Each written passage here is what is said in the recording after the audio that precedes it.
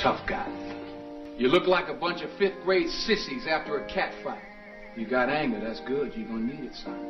Mister, I have not begun to project my anger onto you. I'll smack you in the mouth. I'm Neil Diamond. You're crazy. What's wrong with you? How does that sound for a change? Dude, he's right. How many times do you have to watch this crash and burn before you say enough? What's the point in arguing? That's right. We can't have anyone freak out there, okay? We gotta keep our composure. God, I feel great. I'm almost happy. Let me revel in it. Bazinga. Booyah! You guys always undermine me when I'm trying to make a point, and I'm sick of it. God! I'm surrounded by idiots! Stop making such a big deal out of it, but you just don't listen. You should never be allowed to talk to people. What did you say? Shove it up your butt. And here he is, having the time of his life.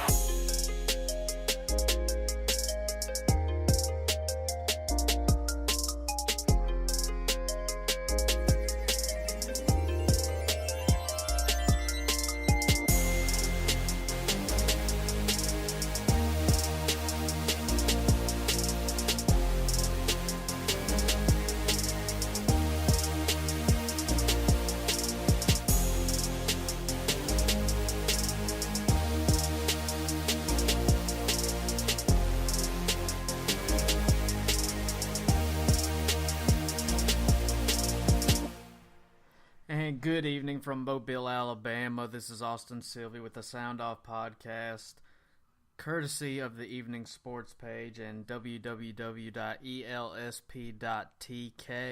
That's where you can find all Evening Sports page media content. That goes from blogs to articles to post-game audio from sporting events we attend, such as Clemson basketball. Coming up later, I'm going to have Senior Bowl post-game audio uploaded to the website.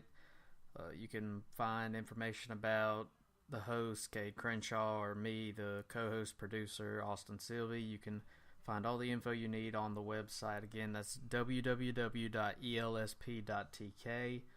I apologize if I don't have all my thoughts together or I sound a little lackluster, melodramatic. It's late. It's going on midnight here in Mobile, which means it's really late in the Eastern Standard Time is going on 1 o'clock. So I know a lot of y'all probably aren't going to be hearing this live, but regardless, I'm bringing it to you now because I got a busy day tomorrow. I'm leaving Mobile probably around, hopefully, at least 10 a.m. CST, and I'm heading to Atlanta, and I'm going to be covering the Clemson men's basketball game against Georgia Tech. That's a 6 o'clock tip. So stay tuned to my Twitter and social media, Evening Sports page social media for all the updates. You can find the Evening Sports page on Twitter at Evening Sports PA, on Facebook at The Evening Sports Page, and on Instagram at Evening Sports Page. For my personal account, you can follow me on Twitter at SylvieESP. That's at SILVEYESP. On Facebook at Austin Sylvie, and on Instagram at Sylvie116. So be sure to follow all those social media accounts to stay up to date with Senior Bowl recap. That's going to be happening probably throughout the week and for a while. And for updates on the Clemson men's basketball game against Georgia Tech tomorrow. Again, that is a 6 o'clock tip-off time in Atlanta. I'd like to thank the sponsors who have made this trip possible, the hashtag ESP Mobile. You've been seeing that probably for the past month if you follow us. I want to thank the sponsors, The Unit, promoting an intimate community for 20-somethings to gather, disciple, and develop a deeper and more passionate relationship in Christ. That is a college and career group located in Conway, South Carolina through the Conway Church of God. And that is their goal, to promote the intimate community for the 20-somethings in the community. And they were the scoreboard sponsor today for the Senior Bowl, so I appreciate them and their contributions to this trip. Photographer's World Photography. If you love it, let them shoot it. Chuck Sylvie's been doing photography in the Horry County and Conway area for well over 10 years now. He's been doing photography for almost his whole life since he picked up a camera, and he does a great job. He's been doing Conway High School sports for over 10 years. He does models, he does nature, he does sports, he does weddings, he does it all. If you need something filmed or a shot, something photographed, whether it be a wedding, your son's first football game or soccer game, your daughter's first tennis game, your daughter's first softball game, whatever it is, if you just want a modeling shoot, if you need a headshot for a modeling agency or a passport, whatever you need, he can do it. You can contact him on Facebook at Chuck Sylvie or Charles Sylvie Photography, Photographers World Photography, and that's spelled Photografir World Photography. You can find him online, and you just search any of that. You can contact him via his cell phone. That is 843 area code 503-1854. You can email him at photographer@msn.com. That's Photografir@msn.com. Thank you to Photographers World Photography, who is also tomorrow's scoreboard sponsor for Clemson at Georgia Tech men's basketball. So thank you for your contributions to the show and to this trip. And of course, Forward Church, to love, encounter, disciple, launching March 2018 in Somerville, South Carolina. This is two guys. One guy, the worship pastor, I've known him since 8th grade, so that's been about 13 years now. I've known him. He's pretty much my best friend. I love him to death. He's a phenomenal piano player, and of course the other one is he's going to be the pastor of the church. They're launching in March, like I said, in Somerville. They just found a building. Their mission is to love, encounter, and disciple, and this is going to be a big deal in Somerville. You're going to be hearing about this throughout the United States in the next few years, and I firmly believe that God has them called there for a reason, and they're doing a great job, and it's going to be an amazing launch. To find out more about them, if you want to partner with them, help them get what they need financially to move forward with Forward Church, go to forwardchurch.online to find out more information. There's a brief 5-minute video. I've directed and produced it. That's no shout out, but low-key shout out. That kind of explains what the purpose of Forward Church is, how it came to be, how the idea was planted in Brad Richardson, the pastor's mind, and just how everything kind of started. There's information on how to contact them, where they're going to be in the coming months preaching. They've been traveling all across South Carolina for the past 2-3 months now, probably more than that actually, probably 4 or 5 months, and just preaching in all kinds of different churches, getting partners. So if you're interested in that, go to forwardchurch.online. You can find them on social media platforms, Twitter, Facebook, Instagram at Forward Church SC. Go check them out today. We thank you for their contributions to this trip. And of course, everybody that donated through GoFundMe or cash, checks, just everybody that found a way to donate, I appreciate it. I would not be here without you. There's no way I could have made this trip without your contributions and your help. So again, I thank you for that from the bottom of my heart. And I'm going to try to make this podcast as quick as possible because I'm tired. I got to get up early. I've got a long day ahead of me tomorrow. I've got to go to Atlanta, cover the game, and then go straight back to Seneca, South Carolina after that. So I probably won't be home till I'm gonna push for 11 o'clock. But if it can't be 11, I guess it'll probably be around 12. Hopefully Atlanta traffic's not crazy, but there's no promises in that. So just to go over everything real quick, the final score from Senior Bowl 2018. It was a heck of a game. It was really slow starting, but the South won 45-16. It was a big day for a bunch of guys. The guys you expected to perform well, the guys that were highly touted coming in, most of them performed. A couple had really good weeks at practice and then didn't have a great game. A couple you didn't really hear about throughout the week, but then they blew up in the game. So, NFL scouts have a lot of work to do, but some of these guys you kind of know what you're getting. Some have great potential. There's a lot of talent in this game. But I don't want to get into everything. I can't, so I'm going to try not to go on any rabbit trail rants here. So to keep it simple, let's go over some of the stats from the North team, who scored 16, lost the game. Tanner Lee, the quarterback, went 8 for 19 for 86 yards and an interception. Josh Allen, the big-time quarterback out of Wyoming, 9 of 13, 158 yards, 2 touchdowns, and 0 interceptions. He was the North's most outstanding player for the game. Receiving, Michael Gallup, the guy I'm really high on, have some post-game audio from him. He had 3 catches for 60 yards, no touchdowns. He was targeted 6 times. I'm really high on this kid. He's going to be a phenomenal NFL player. I've been high on him since the beginning of the season, before anybody was mentioning his name. And really, he's still vastly underrated. People are not talking about this kid enough. He's going to be a phenomenal talent in the NFL. He already is a phenomenal talent, but he's going to be producing in the NFL, I think, very quickly. I see him, if he gets past the second round, somebody is getting the steal of the century. But I don't see him getting past the second round. Honestly, he has a chance to go in the first. Yeah, I guess it just depends how everything else falls, but he's definitely, I think, a top second round, if not higher player. Durham Smith had 3 catches, 48 yards, and a touchdown. Mike Gesicki out of Penn State, 3 catches, 39 yards. Tyler Conklin out of Central Michigan caught one of Josh Allen's touchdown passes. He had 2 total catches for 20 yards, the longest being the 16-yard touchdown pass from Josh Allen, which was a really beautiful pass. Jalen Samuels, 2 catches, 14 yards. Alan Lazard, 2 catches, 7 yards. Justin Watson, 1 catch for 34 yards. Jaleel Scott, 1 catch for 18 yards.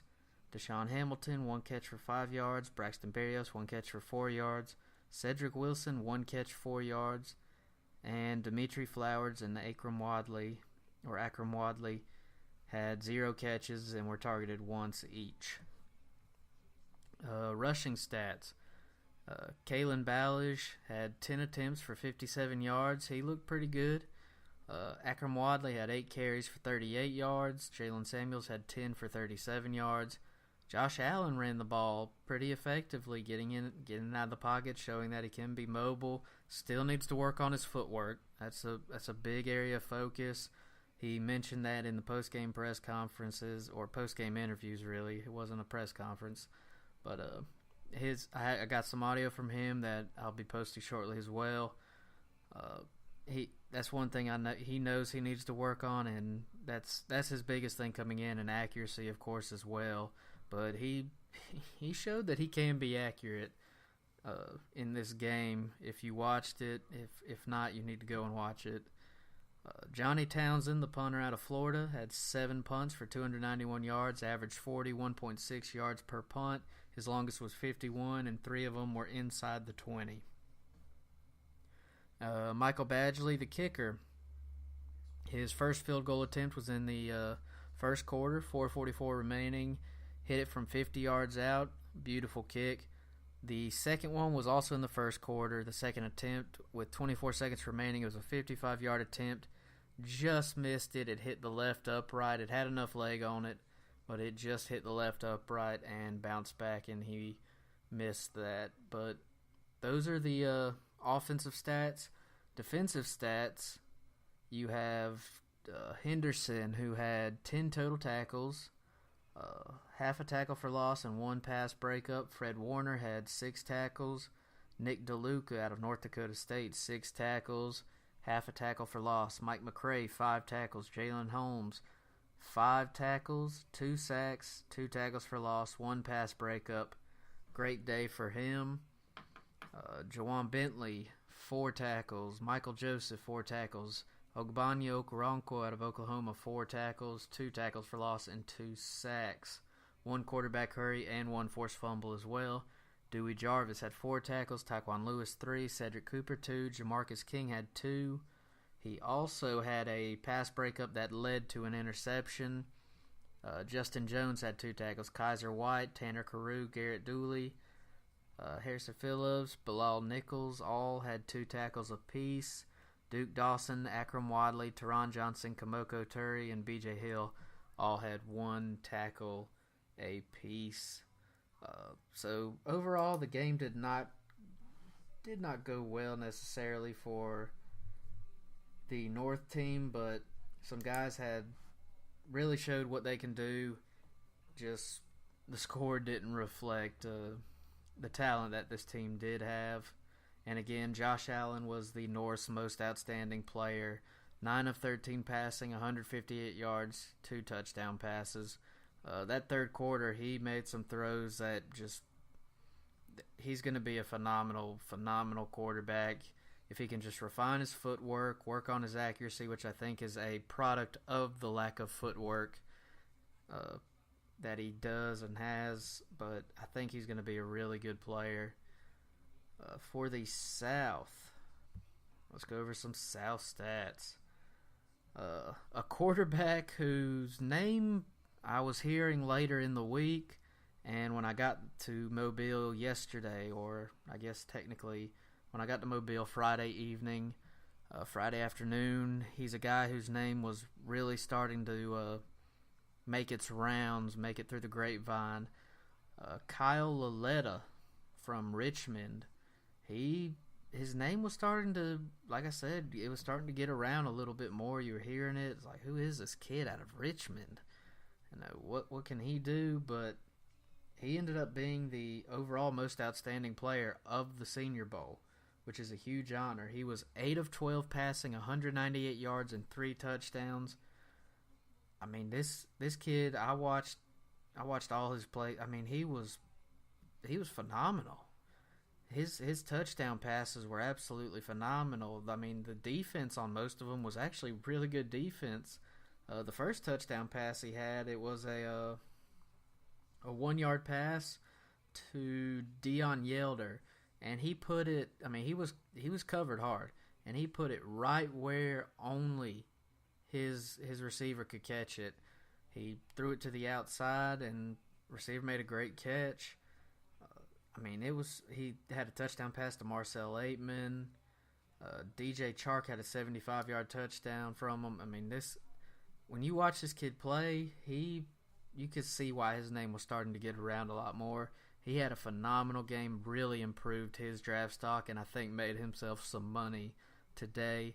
The rest of the quarterbacks, Mike White out of Western Kentucky had a really productive day, got some post-game audio from him as well. He went 8 of 11, 128 yards and 1 touchdown.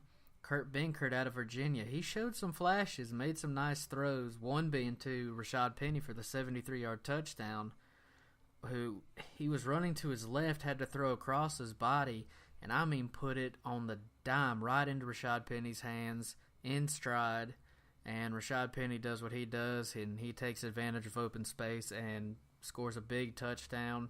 It was a phenomenal play. I remember the press box on that play when he made that throw and it was caught. The entire press box went, oh. I mean, simultaneously 90-plus people just, oh. It was absolutely amazing. It was a beautiful throw, but he ended the day like 4 for 11, 90 yards, 1 touchdown, 1 interception. Brandon Silvers didn't get to throw the ball a lot from Troy. He was 1 for 2 for 9 yards. So it was a really big day for the South quarterbacks, which is kind of surprising because everybody was leaning more towards the North quarterbacks. You know, being it was Baker Mayfield, Josh Allen, even Tanner Lee. Luke Falk was there, but he did not play in the game today. He was not even in attendance. He went back to Washington to attend the memorial service for Tyler Hilinski, the quarterback who killed himself last week. So, I mean, it's completely understandable why he wasn't there. It was a great gesture, and it really helped him out, I think, to come down and practice all week, make his presence known, and he performed really well. He got a lot of high praise this week in practice, but he missed the game to attend the memorial service for Tyler Hilinski. Completely understandable, and we commend him for that. Receiving for the South team, DJ Chark, who him and Rashad Penny were most outstanding players for the South team. I'll get to Rashad Penny in a minute rushing, but DJ Chark led all receivers today, 5 catches on 7 targets for 160 yards and a touchdown, one being a 75-yard touchdown pass from Kyle Laletta. Traquan Smith out of Central Florida had a big day. 5 catches on 5 targets, 79 yards, 1 touchdown, 42 being his longest. You had Jordan Akins out of Central Florida. Central Florida had a really good day. He had 2 catches on 5 targets for 31 yards. Ito Smith out of Southern Miss, the running back, 2 catches for 2 yards.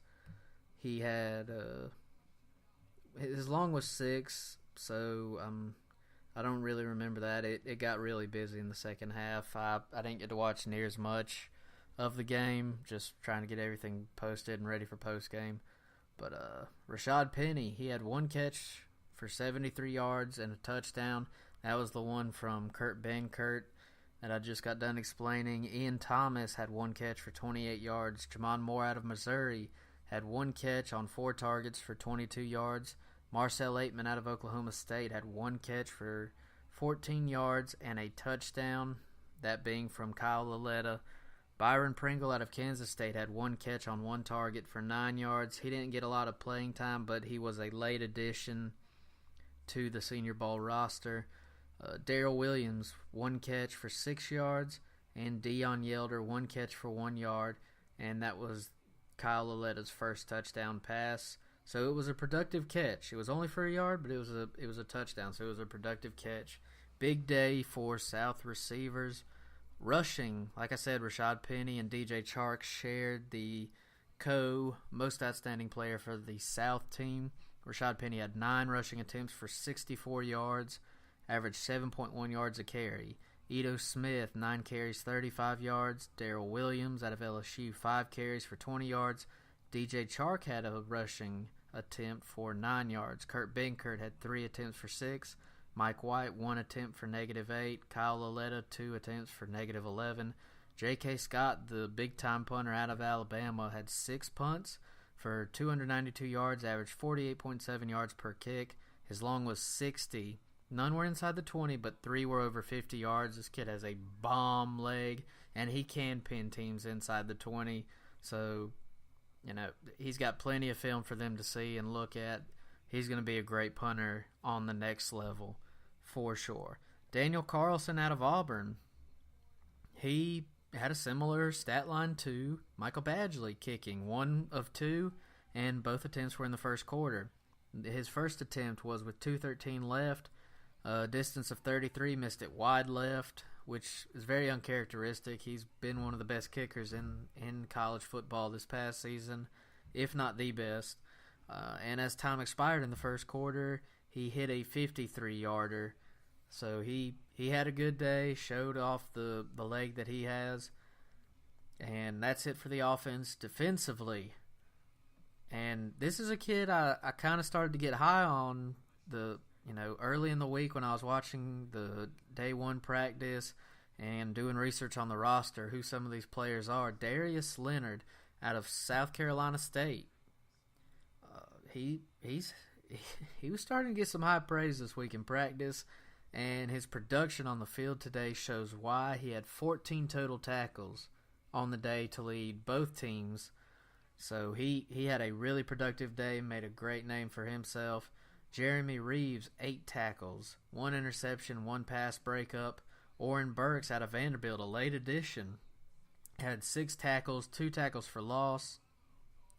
Lacouture had 5 tackles, half a sack. Quinn Blanding had 4 tackles and 1 pass breakup. Got some got a little bit of post-game audio from him, not much, but a little bit. Shaquem Griffin, obviously, one of the biggest stories coming into the week was Shaquem Griffin. He's a kid I've harped on a lot. Or I don't know if that's the right word, but he's a kid I've talked about a lot. And how I think early in the week, at least, I think a lot of the attention he was getting, obviously, was because he has one hand. He has no left hand. He plays with just a right hand. It was a birth thing. He was a conjoined twin. One of the twins was going to have to lose their hands when they were separated. It ended up being him, and he has not let that stop him at all. He was told at one point as a kid that football was for two-handed people, and ever since that day, he's proved all of them wrong, step by step by step. Look, this kid, and I said it on the Walt Deptula's Road Rage show on 101 or on 105.5 The Roar out of Clemson, South Carolina, the radio station there.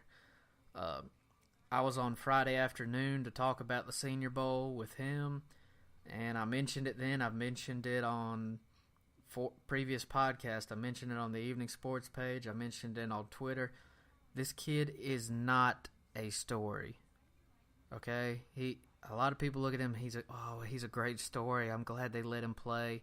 No, you have it completely wrong, and honestly, you have no idea what you're talking about if you're saying that kind of thing. This kid is not a story. He has a story. But he is a phenomenal football player, phenomenal freak athlete. This kid is all over the field. He's played defensive end, he's played standing up linebacker, he's played secondary. This kid can cover in space. He can rush the passer. He's quick. He gets off the line fast. I mean, ask Auburn about him. They couldn't guard him. They couldn't block him at all. I mean, this kid is so much more than what people understand. And I think throughout this week in practice, when NFL scouts were watching him and people around the country watching NFL Network and the coverage of the practices, even today's game, people that watched, I think they're starting to finally catch on, most of them, if they didn't already know, that this kid is much more than the story behind him. He's a phenomenal player. He's going to get picked up early in the draft. I don't see him getting out of day 2 undrafted, which is rounds 2 and 3. I definitely see him as a day 2 guy, no doubt in my mind. And he's gonna be a great player. He's gonna start off on special teams more than likely. But I definitely think he can work his way into a starting lineup for an NFL team down the road. Greg Gilmore had 4 tackles, half a sack. Poona Ford, 4 tackles, 1 sack, 1 tackle for loss. Siren Neal, 3 tackles. Chandon Sullivan, 3 tackles. Uchenna Nwosu out of USC, 3 tackles. Kylie Fitz, Nate Andrews, MJ Stewart, Cameron Kelly, Trey Williams, Levi Wallace, Marcus Davenport, and Andrew Brown all had 2 tackles apiece. Marcus Davenport had half a sack, half a tackle for loss, a quarterback hurry, and he returned a fumble for a touchdown. He's a kid out of University of Texas, San Antonio. He's shown the ability to bull rush all week, but he wasn't making a great day for himself the first 2 days of practice. But I think in this game he solidified that he has a lot of upside, and he's going to be a great player in the NFL as well. Marcus Davenport. Keep your eye out for him. DJ Chark, Deshaun Hand, Danny Johnson, Marquise Haynes, Ike Powell, and Ian Thomas all had 1 tackle apiece as well. So it was a big day, big win for the South. And again, the South's most outstanding players were DJ Chark of LSU and Rashad Penny of San Diego State. Overall most outstanding player, Kyle Lauletta, quarterback out of Richmond. So that's kind of the breakdown of the game today. I'm going to go over one more thing really quick before I call it a night, get some rest. NFL.com put out an article today. It was around 8 o'clock. 7 prospects who helped themselves in the Senior Bowl. I kind of like some of the stuff they put out on this article, so I'm going to go over it. Obviously, Josh Allen, he had a great day. In the article, they saw his strength to be able to absorb hits, make throws despite the contact, his athletic ability when he took off and ran a couple times, the fastball that everybody talks about. Look, personally, this kid has the strongest arm, in my opinion, in the country, and it's not even really close. That touchdown, his first touchdown pass, I mean, it looked effortless. It looked like somebody like me, who's 180 pounds soaking wet, that can, just throwing a wiffle ball or like it looked effortless for him, and it was on the money, tight spiral. A lot of these receivers, there were a couple drop passes, and I think a lot of it has to do with they're not used to catching balls with that much velocity on them. I mean, this kid can sling a football, and if he can get his footwork adjusted and fixed, he's going to be a phenomenal talent in the NFL, no doubt about it. both of the touchdown passes in the third quarter were beautiful touch throws. Like I just said, I mean, they were phenomenal passes, great passes. And the second one, before it, he had a 31-yard pass to Michael Gallup, which set that up. I just had to shout out. I'm telling you, I'm really high on Michael Gallup. The fact that Josh Allen hasn't fared well against Power 5 teams in his career was one of the biggest knocks against him, including his accuracy questions. But he came into the week with Mayfield ranked one spot ahead of him on the board, but it remains very close. And honestly, this is a big draft for quarterbacks. I'm honestly, I completely believe that 4 is the minimum that will be drafted in the top 10 of the first round. I mean, you got guys, Josh Allen, Baker Mayfield, Sam Darnold, Josh Rosen, Lamar Jackson. There's a ton of quarterback talent, and obviously like Kyle Lauletta and Mike White, who played really, really well today and showed their ability. Even Kurt Benkert, I think Benkert's probably a day 3 guy. I'm not sure where he falls in that, but he's more than likely a day 3 guy in my opinion. Marcus Davenport, he was another guy like I mentioned a minute ago. Wasn't effective the first 2 days of practice. Some people didn't give him much of a chance to adjust to the environment before criticizing him. But he clearly needed the adjustment period because he was unstoppable late in the week in practices, and it carried over into the game. Again, he had half a sack and a touchdown on a fumble recovery. His numbers didn't jump off the page, but he was a force to be reckoned with all day. He was constantly getting into the backfield. DJ Chark came out of kind of nowhere. He's a guy that you've heard his name coming into the week, but he wasn't making a huge impact in practice. Really, there was zero buzz on him at all. But after the end of the game, he was the most outstanding player for the North team, or a co-outstanding player for the South team, I mean. Game high 160 yards on 5 catches and a touchdown. He showed a lot of promise. And he was also good on coverage teams, covering kicks. Obviously, Rashad Penny showed his big playability, returning kicks, catching out of the backfield, running between the tackles, getting to the edge. He showed his versatility. He's going to be a great, great player. First round or not, I'm not sure. I think he could be a first rounder, but if not, he's definitely a second rounder. I don't see him getting out of the second round. And then, of course, another guy that I just mentioned a few minutes ago, Darius Leonard out of South Carolina State. He was a big-time player in practice all week, and he had a game-high 14 tackles. So that's the Senior Bowl for you. There's going to be a lot more as far as player analysis that I'm going to be putting out in weeks to come leading up to the NFL Draft. Be looking for the combine, how some of these players run. Guys like Dorian O'Daniel, if he can get his ribs healed, how he runs at the combine. I would have liked to see him play today, but he did not get that chance. But it's going to be a very intriguing NFL draft, and I think a lot of these guys that played in this Senior Bowl are going to make huge impacts in the NFL. Some in year one, but some they'll take a little more time to develop. But this is going to be a very impactful senior class heading into the NFL draft. I firmly believe that. This is a very talented group of young men, and it's going to be fun to watch them grow and just develop as players on the next level. To round it out, South wins the Senior Bowl 2018, the 69th annual, 45-16. Kyle Lauletta, overall most outstanding player. Josh Allen, the North's most outstanding player, and DJ Chark and Rashad Penny, co-outstanding players for the South team. Again, South won 45-16, and that is it for me from Mobile, Alabama. This is the last time you will hear from me on a podcast. I thank y'all for listening. It's been an amazing time in Mobile, but I'm looking forward to getting on the road tomorrow, getting to Atlanta, getting settled in, and covering the team I've been covering all season, and the Clemson men's basketball team as they get ready to take on Georgia Tech in Atlanta. I will be there for that.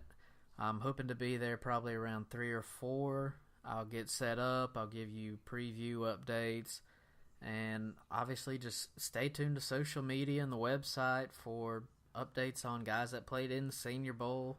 I'm going to continue to give analysis on them and much, much more. Just because the Senior Bowl's over doesn't mean my coverage of it is or my analysis of it is. There's so much still to break down, so much to get to. Stay tuned. Again, social media, my personal Twitter at SylvieESP, Facebook at Austin Sylvie. We'll follow the Evening Sports page, of course, for all the updates for tomorrow's game and more updates to come, updates on post-game audio, everything like that, at Evening Sports PA on Twitter and on Facebook at the Evening Sports page. You can find us on a new created Instagram page as well at Evening Sports page. Again, thank you to all the sponsors, Photographers World Photography, the Unit College and Career Group, and ForwardChurch.online, as well as everybody who donated to this trip and contributed in any way. I thank you all for it. I wouldn't be here without y'all, like I said before. But again, I'm looking forward to getting to Atlanta tomorrow. Keep me in your thoughts and prayers as I hit the road. And I'm about to go try and get some good rest so I can wake up early and continue to bring great sports coverage to everybody in South Carolina, everybody in the upstate, and everybody within the sound of my voice through the internet, everybody on Twitter. Thank y'all for listening. Thank you for tuning in.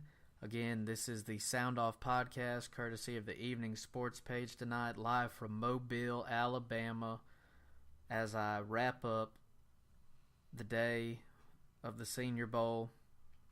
Thank y'all, and I will talk to y'all tomorrow from Atlanta, Georgia.